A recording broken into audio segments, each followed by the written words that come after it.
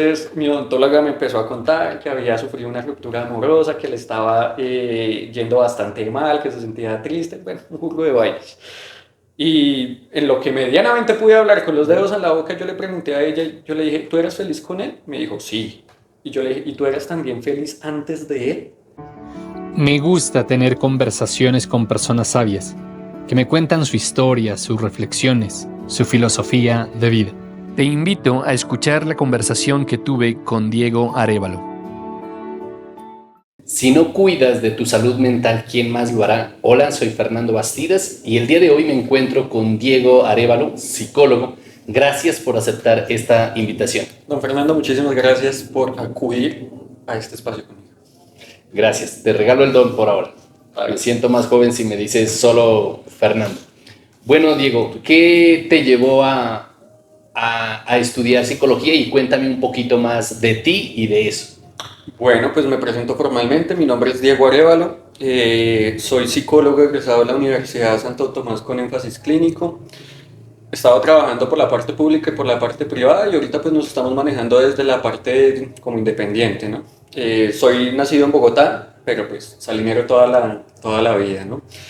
Respondiendo un poco a tu pregunta, muy curioso, yo soy egresado de un colegio acá muy conocido de la ciudad que es La Salle, como por la época de décimo y lastimosamente por la experiencia del amor, conecté bastante con el tema de la escritura y pues desarrollé muy buena capacidad por esa parte hasta que me llegó el punto de que yo me volví el consejero de mis amigos. Genial. Entonces ellos llegaban y recurrían a mí y entonces me contaban toda su experiencia, yo les brindaba alguna palabra de aliento y resultaba que les terminaba sirviendo. Entonces, por esa época ya no sé, con el afán de saber que uno debería estudiar y demás, yo estaba indeciso entre literatura, pero pues los viejos a uno le decían, ¿será que los libros le van a dar de comer? Y uno diría, pues nos pueden dar de comer, y eso se ha demostrado también aquí en nuestro país, pero pues me llevaron tanto al punto que yo decía, pero ¿cómo puedo yo también empezar a formar la capacidad que tengo en tema de escritura? Y pues en ese caso también el tema de la lectura, y por cosas de la vida yo me iba a ir de hermano de La Salle. Entonces entendí que uno de los pilares de ese colegio era el servicio y apareció la psicología. Me parece chévere. Por lo general, las personas que eligen cierta profesión siempre son influenciadas por su entorno o por sus experiencias. Y qué bueno que tengas el don de servicio. ¿Y de dónde estabas estudiando? ¿No? De La Salle, que es un colegio que ha sacado diferentes personajes aquí. Y uno de ellos, pues Gabriel García Márquez, un escritor. Y pues tengo que decirlo que sí se puede vivir de la escritura. Y muy bien, preguntémosle incluso a los hijos de Gabriel García Márquez, con las regalías que puedan estar recibiendo de la serie de 100 años de soledad, ¿no?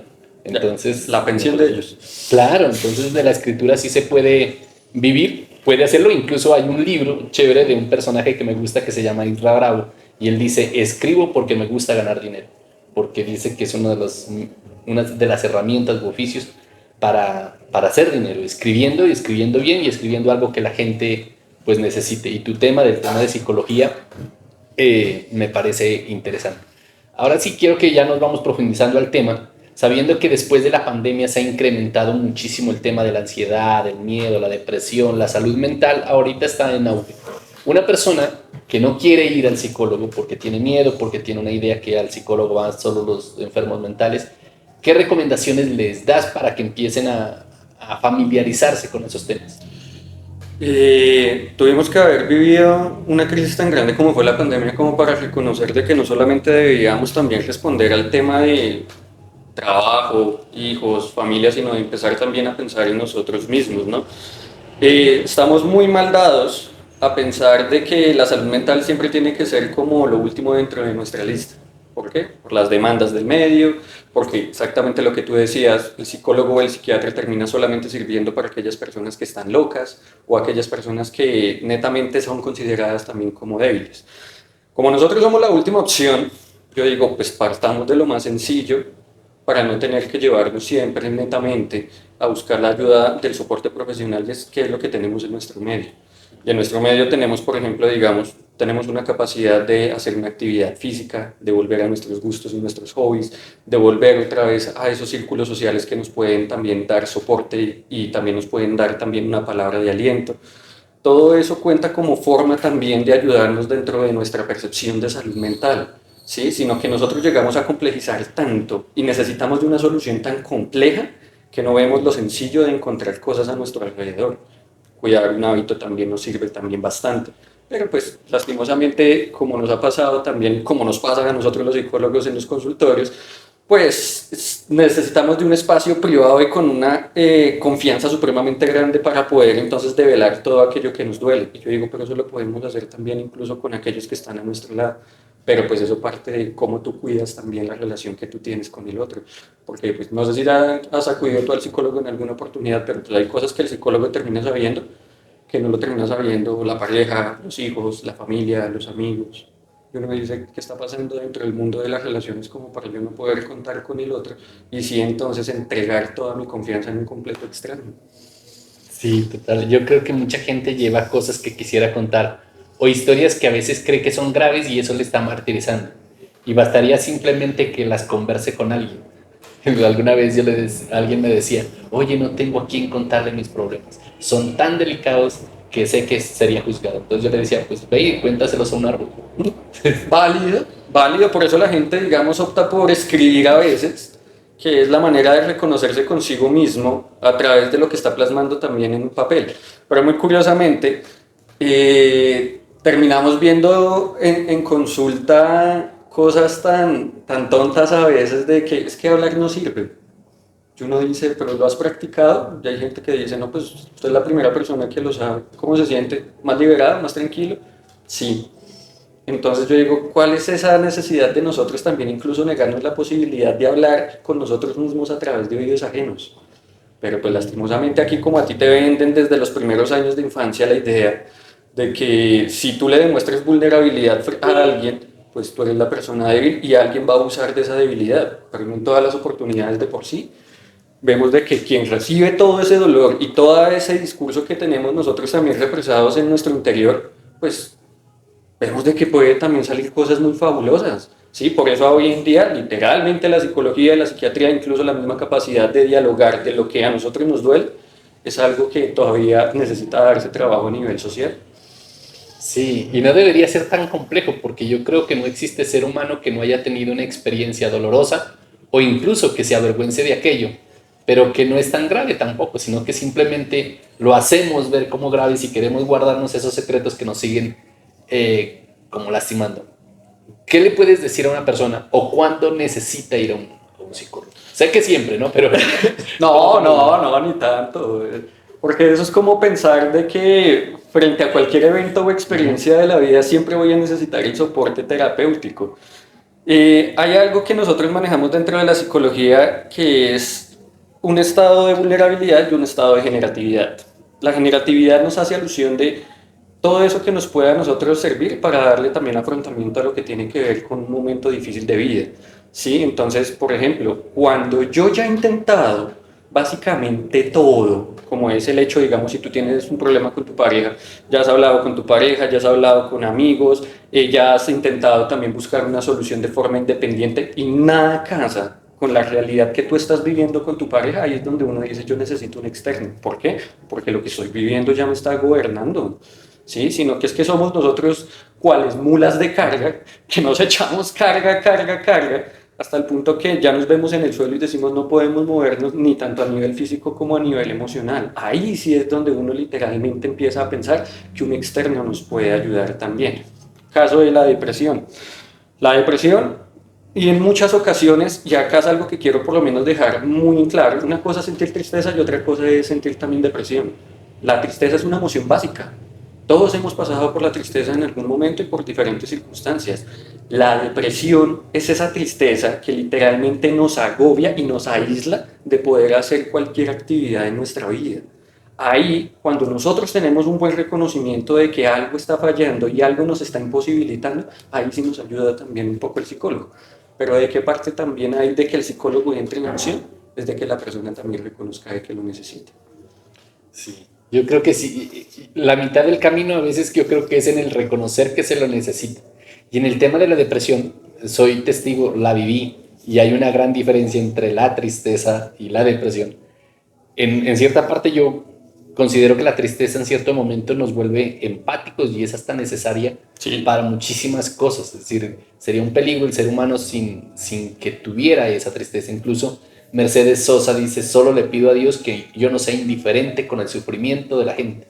Que no, cuando no tenemos tristeza por el dolor del otro, pues no somos empáticos. Entonces creo que la tristeza sí juega un papel bien fundamental en la vida de todos los seres humanos. Algunos tips que puedas recomendar, no solo para reconocer dónde estoy, ¿no? Si estoy en la tristeza o en la depresión, y qué hacer para salir de ahí. Si hablamos con esa vieja confiable de la depresión, bueno, es que hay varios síntomas con ello, ¿no? Primero, digamos, es una tristeza que nos ocupa mucho tiempo, no solamente en tema de cantidad del mismo, sino que nos ocupa también en tema de vida, ¿sí? La tristeza a ti te roba la oportunidad de volver nuevamente a aquellas actividades por las cuales tú sentías a gusto, abre a veces, y ahí es donde, digamos, se lanza una alarma, de cuando abre una ventana a la depresión, de pensar como medida de resolución la muerte. Ahí también posiblemente puede entrar, y de buena manera también, el soporte terapéutico. Pero primero es externalizar, es reconocer consigo mismo en un diálogo interno e incluso también externo, de decir: estoy pasando por una tristeza que está durando más de la cuenta.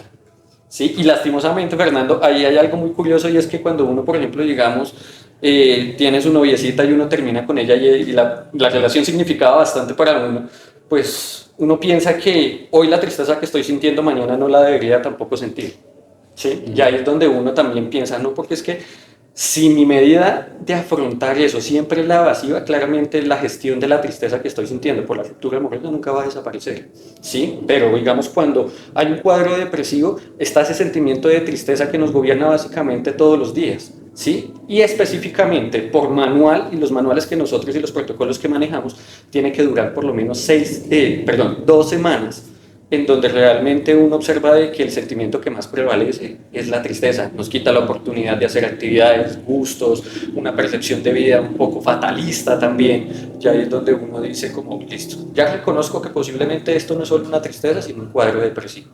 ¿Qué necesito yo primero? No aislarme de lo que posiblemente yo me he venido aislando.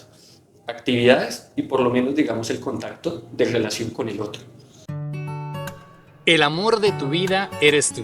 Y es necesario que te ocupes en trabajar las áreas más importantes de tu vida. Te quiero invitar a que te unas a un grupo de WhatsApp donde comparto ejercicios prácticos que te ayudarán a ganar confianza, seguridad, amor propio y construir buenas relaciones. El enlace al grupo lo encuentras en el perfil de Instagram. Nos vemos dentro.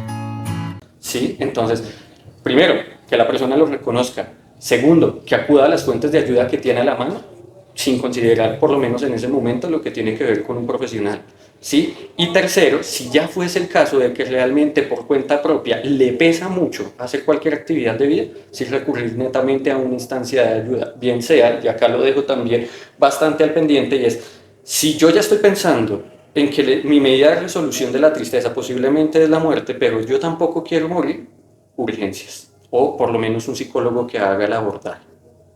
Genial, me parece súper chévere. En algún momento, en una de las conversaciones de Niwa Editores, de acá de Zipaquirá, escuché una frasecita y una palabra que me pareció buena de pronto hablar, sobre la red de apoyo emocional. ¿Cómo se puede construir, cómo una persona puede construir eso y que se hable pronto en la familia, ¿no? Sobre todo. Era un loco, ese término lo propuso un loco que se llama Slutsky. Slutsky decía de que una cosa es afrontar situaciones de gran carga emocional solo, y otra cosa muy distinta, tener personas alrededor que le puedan brindar a uno también el apoyo. Ponte tú a pensar de pronto en ese episodio o en esa experiencia depresiva, es ¿qué hubiese sido de tu vida si posiblemente no hubieras tenido ese amigo que te hubiera acompañado, que quizás no tendría la formación profesional, pero estuvo al pendiente tuyo, del que te ofreció su mano, su escucha, su palabra, de que si necesitabas algo podías hacerlo? ¿Sí? Entonces, claro que tiene un gran peso lo que son esas redes de apoyo en momentos también de vulnerabilidad, pero ahí la pregunta es: ¿y somos conscientes de que realmente nosotros activamos esas redes de apoyo cuando estamos pasando un momento difícil, o nos cohibimos posiblemente de acudir a ellas simplemente porque me voy a ver débil? No, y que a veces tiende a atender mal el tema de no afrontar de una manera adecuada pronto algún evento, y los adultos pueden decir, no es para tanto, o no, sí, lo debilitan al decirle que no es tan grave como para ponerse así, y yo creo que esta conversación sí es bien necesaria que se tenga en la familia. Total. Y también te diría a ti pues nosotros estamos muy mal acostumbrados a que nosotros siempre llamamos nuestra red de apoyo, quitándole el apoyo simplemente para compartir, para divagar, para disfrutar. Pero cuando hablamos también de eso que nos duele, nos pesa, nos agobia, muy pocas veces, ¿sí? Y entonces tú botas también lo que tiene que ver con el tema y el rol que maneja también la familia. Y hay personas que a ti te dicen a ti, mi familia no sirve para nada, y es más, mi familia es la que me ocasiona lo que tiene que ver el problema que yo estoy también sufriendo. Y uno dice, pues esto tiene que ser un llamado de que familia no solamente es que padres críen a hijos o que les den simplemente lo necesario físicamente, sino también parte de reconocer lo emocional y de decirle también a ellos qué podemos hacer en el momento en que yo tenga una emoción que a mí me esté generando también un malestar. Pero pasa lo que tú es, ay, eso no es para tanto, ay, usted es hijo de por todo, ay, yo digo, tenemos que romper ese estereotipo de pensar de que si vamos a hablar de las cosas incómodas y aquellas cosas que nos pesan, pues la familia es la que primero tiene que también brindar ese aprendizaje para que el día de mañana veamos también adultos que tengan la capacidad de por lo menos afrontar sus cosas, bien sea con sus propios recursos o incluso con los recursos dentro de su red de apoyo para que no se vea tampoco este brote tan descabellado de lo que tiene que ver con un desborde a nivel de salud mental. Sí, porque muy curiosamente estamos en la era en donde se habla de salud mental, pero ¿qué se está haciendo también por la salud mental? Sí, y pasa y tú trayendo a colisión también a Anigua Editores, cuando nosotros hicimos todo un evento que se hablaba de salud mental, la gente sigue todavía siendo reacia para el tema. Sí, incluso el mismo contexto de pronto les hace pensar de que somos vulnerables al estar dentro de ese contexto hablando de salud mental. Y yo digo, pues creo que es momento también de sí, estamos respondiendo a todas las exigencias del medio, pero pues que estamos haciendo también por nosotros mismos. Sí, yo me parece bien importante el tema de la red de apoyo emocional, porque recuerdo, yo en algún momento trabajé en una empresa vendiendo servicios intangibles, y es de las cosas más complejas porque la gente no ve un producto en sí, y la afectación emocional por no tener los resultados eran altísimos. Mucha gente desertaba de la idea de vender eso. Y se tenía una práctica que todos los lunes en la mañana se conversaba de la semana que pasó, qué emociones despertó el no haber producido las ventas que quería y cómo sobrellevarlas, ¿no? Cómo sobreponerse. Otro tema que trataste que me parece bien interesante y que creo yo que mucha gente lo sufre son sobre las rupturas amorosas. Y eso no solo le pasa a los adolescentes, que uno creería que son los que más sufren cuando le termina novia. Sí. Yo he podido tener conversaciones con personas ya adultas que están en un estado de depresión. En estos días incluso tuve un cliente, hombre de cierta edad, ya grandecito, con ese problema de verse bien afectado por la ruptura de su relación. Y él decía, me siento deprimido por eso y no quiero vivir, no quiero hacer nada. Y tenía muchas cosas por las que ocuparse, ¿no? Pero él ya le había perdido el gusto. ¿Qué hacer en ese tipo de rupturas?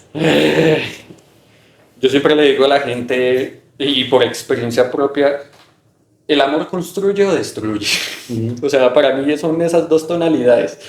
Pero no quiere decir que uno no pueda, primero, destruir lo que está construido. Y ahí digamos que para los que todavía siguen en noviazgo, si siguen todavía en ello, es como, no porque tengo a mi pareja al lado, ya quiera decir entonces de aquí en adelante la voy a tener. Yo tengo que ser consciente también de cómo sigo alimentando la relación para que esa relación al día de mañana no se me convierta en un motivo también de tristeza.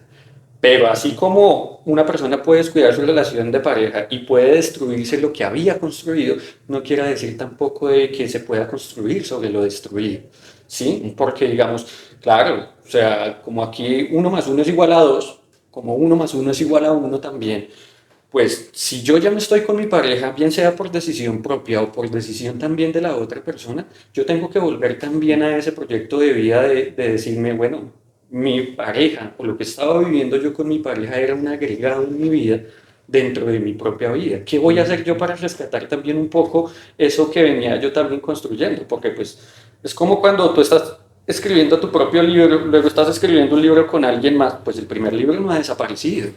¿Sí? Entonces ahí lo primero es también conéctense con la tristeza, o sea, tampoco la van, porque si no llegan entonces a invisibilizar algo que les va a pesar. Si necesitan darse su tiempo, dénselo, conéctense con la tristeza, sean acompañados en ese momento de tristeza de alguien de confianza, intenten también volver a esos hobbies o a esas actividades que los enriquecían también bastante. Ya en la última, ya uno dicen, pues vengan aquí a donde el servidor, sí, sean acompañados por un profesional que le dé un significado totalmente diferente también a esa ruptura, porque nosotros, o por lo menos desde la postura que yo manejo es, claro, la ruptura deja algo que se comprende de una manera y yo tengo que abordar ese significado para volverlo a reconstruir y darle nueva apertura a otro tipo de cosas. Sí, pero aquella persona que se pueda posiblemente aislar o que simplemente quiera evadir, va a ser muy difícil que salga de una ruptura. Por eso también uno es, hablen. La lengua y las cuerdas vocales se hicieron para expresarse y si no tienen nadie quien los escuche, háblense a sí mismos de una forma diferente. Y si al día de mañana ya se ven en últimas, 320, 242, 42, 64. ¿Sí? Entonces, eso que es como lo primero que pueden también llegar a hacer, si ya por lo menos, digamos, no es tan crónico. Porque es que hay tusas de tusas. Sí, sí, sí, total. No, y depende de quién y cómo, qué tan resiliente sea frente a esas situaciones, porque me he dado cuenta que hay personas que abandonan todo. En el transcurso Sí. de mi vida conocí un caso de un empresario que dejó perder una empresa millonaria, por cierto, porque se terminó la relación y acabó y se aisló y no quería saber nada y tenaz. Y no hubo incluso un intento de suicidio y todo. Muy compleja la situación. Me gusta lo que dices tú, aprender a darle significado o a verlo de otra manera. Y a veces nos olvidamos de nosotros cuando emprendemos tanto una relación e incluso cuando llegamos a ser padres y nos olvidamos que nosotros antes de eso éramos nosotros, ¿no? Yo tengo una experiencia curiosa con eso. Siempre me lo recuerda la persona con que la tuve. Yo estaba en cita de odontología y pues tú sabrás de que cuando tú estás ahí botado en ese sillón con tu odontólogo o con tu odontóloga, ¿qué vas a poder hablar tú? Nada, te tienes los dedos en la boca. Entonces mi odontóloga me empezó a contar que había sufrido una ruptura amorosa, que le estaba yendo bastante mal, que se sentía triste, bueno, un jugo de vainas. Y en lo que medianamente pude hablar con los dedos en la boca, yo le pregunté a ella, yo le dije, ¿tú eras feliz con él? Me dijo, sí. Y yo le dije, ¿y tú eras también feliz antes de él? Y ella me dijo, sí. Y yo digo, ¿por qué dejamos simplemente en nuestras historias de relación de pareja toda una concepción de vida? ¿Sí? Hacen parte de la vida y le dan mucho significado. ¿Sí? Lo digo yo que ya voy para 5 años.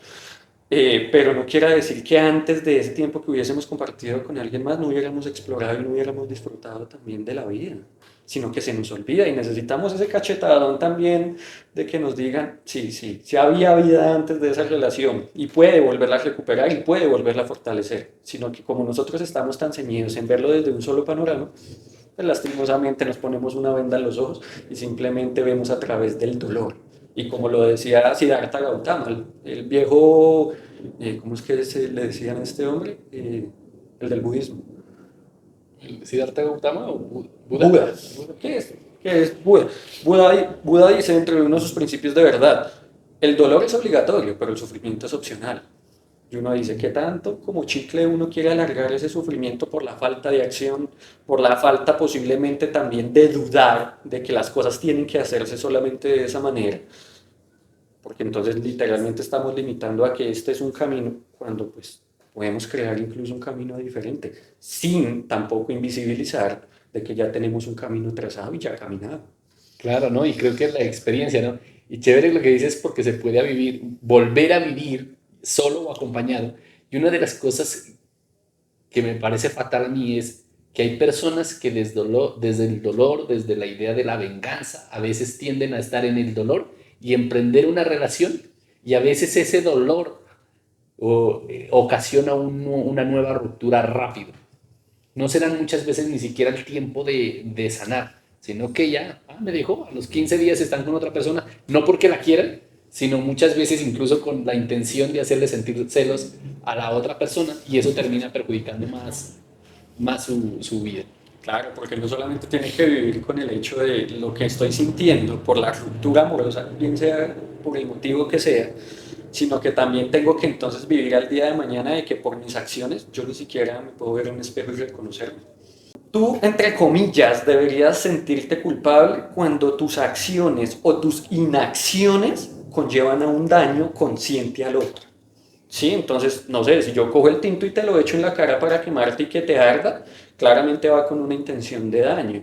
Pero si yo de pronto me levanto, tiro la mesa, riego el tinto y te quemo, yo digo, no debo sentirme culpable porque nunca fue mi intención de daño, pero sí me puedo volver también responsable de eso que sucedió en donde yo también tengo parte para que la otra persona también se sienta mejor. Pero aquí simplemente te venden el discurso de tú tienes que estar viviendo siempre culpable de lo que haces o de lo que no haces. Y eso es lo que, por ejemplo, digamos, llega al día de mañana a que, por ejemplo, digamos, los pelados digan como yo termino estudiando lo que mis papás digan y no lo que a mí me apasiona. No, yo pasaba en estos días, incluso escuché. Con respecto a las relaciones, la culpa, ¿no? He visto más, no sé si sea más general, pero en mi experiencia he visto que más las mujeres suelen sentirse culpables de los fracasos de las relaciones, a veces incluso de cosas que ni siquiera cometieron. En algún momento alguien me decía, mi esposo me fue infiel, seguramente yo fui la culpable de eso. Eh, eh, y uno sí que se vuelve como un caballito que tiene esta cosa que tienen en los ojos y uno solamente ve lo que quiere ver. Porque uno cuando explora eso, por ejemplo, digamos en sesión, uno dice, y me suena un caso que estoy llevando a hoy en día, y es, ¿por qué la mujer le fue infiel a su marido? Porque cuando ella quiso formar familia con su esposo, el esposo le negó la oportunidad de ser madre y cumplir uno de los grandes anhelos de esta mujer. No se justifica el acto, pero se tiene que comprender también de dónde están haciendo todo lo que estamos haciendo nosotros como seres humanos, que para el ojo y el escarnio público, que eso sí es un tema de donde cortar bastante, me termina siendo culpable a mí de cosas incluso que no tienen que ver directamente conmigo, sino que tienen que ver conmigo. Entonces ahí es donde uno dice, tengo que revisar si realmente la culpa es dada por la interpretación que yo tengo o es una herencia incluso social que me tiene que hacer pensar que tengo que ser culpable. Sí, eso con respecto a las relaciones. Hay un caso que he notado y que he visto que tiende a hacer, a ir creciendo más, el tema pronto emocional en los adolescentes jóvenes. Yo estoy haciendo un soporte aquí en un colegio público en donde uno dice, bueno, es que pasan muchas cosas, Fernando. Uno de ellos, la adolescencia, es una etapa en donde literalmente se convergen un jugo de vainas, hormonas, percepción, sociedad, personalidad, y de ahí para adelante todo lo que tú quieras. Y lastimosamente como es el contexto en donde uno más comprende cuál es su papel social y cuál es el impacto social, de que literalmente los pelados que están sufriendo siempre sufren en silencio. Sí, y somos nosotros los psicólogos y los psiquiatras a veces también en casos muy crónicos, en donde empezamos nosotros a meter también la cucharada, simplemente por rescatar y brindarle también la oportunidad al adolescente de decirle, venga hermano, sí, usted está bien cargado aquí con muchísimas cosas y viene bombardeado por cualquier flanco, pero pues intente también ver de que la vida no puede ser ni todo lo que a usted le están exigiendo a nivel social e incluso familiar, porque esa es otra. La familia mete una puya a veces, y no sé si por lo menos a ti te pasó, y era, venga, ¿cómo le está yendo en el colegio? Y si se está portando bien, y uno dice, "Uy, la presión social, el poder tener aceptación, pues claro, conlleva a que como yo no tengo una herramienta para darle manejo a eso, pues me es más fácil entonces sembrarlo todo en mi interior sin comentárselo a nada hasta que explote. Sí, total. Me hiciste acordar una canción que cantaba en algún momento un payasito que decía, ¿qué te pasa, chiquillo? ¿Qué te pasa? Te regañan en la escuela y te rematan en la casa. Entonces, con respecto a eso, al principio me decías que estás trabajando de una manera independiente. ¿Cómo pueden encontrarte las personas a ti, tanto en redes sociales, contáctanos, cuéntanos un poco de eso? Bueno, pues como te comentaba, yo soy ahorita independiente, estoy trabajando de forma presencial aquí en la ciudad de Zipaquirá los días lunes, miércoles y jueves, en horario de 7 de la mañana a mediodía y de 4 a máximo 8 de la noche. Y a mí me pueden contactar, bien sea por una llamada, bien sea por un mensajito de WhatsApp al 320-242-4264, o incluso me pueden dejar un mensaje ahí también por Instagram, que mi Instagram es Arevalo M Psicología. Y pues nunca dejo un mensaje sin contestar. Me demoro, pero siempre los termino contestando. Bueno, Diego, me parece chévere, súper gracias por esa conversación, chévere. Me aclaraste unas dudas incluso personales. Ahí aproveché para la Hice mi terapia. Es que era un pretexto para tener terapia gratuita. Gracias, ya saben, pueden seguirlo, pueden preguntarle, consultarlo. Muchas gracias, Fernando, Diego, por muchas gracias por el espacio. Pues dejé sembradito cosas, confío de que a ustedes también les quede sonando algo, y pues si tienen alguna duda, pues ya saben por dónde contactar. Recuerda que te puedes unir al grupo El amor de tu vida eres tú usando el enlace que te voy a dejar en la descripción. Y recuerda que en 8 días nos vemos con más historias de reflexión.